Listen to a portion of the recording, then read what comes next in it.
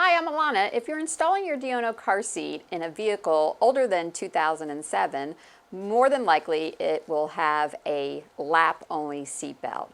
If you choose this seating position, be sure and read your vehicle's owner's manual and determine how your seat belt actually locks. For this video demonstration, we know our seat belt locks here at the latch plate.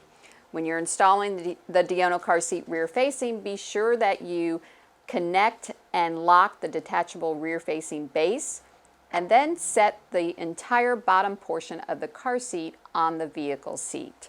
Next, take the seat belt and slide it through the rear facing belt path that is marked with the blue label.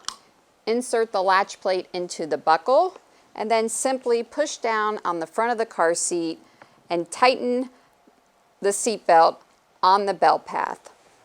Once you've tightened the seat belt, the correct place to check for a tight fit is not at the top of the seat, but down here at the belt path. Be sure and grab it with one hand. It should move less than 1 inch in either direction. I'm Alana Pinkerton. Safe travels. Enjoy the journey.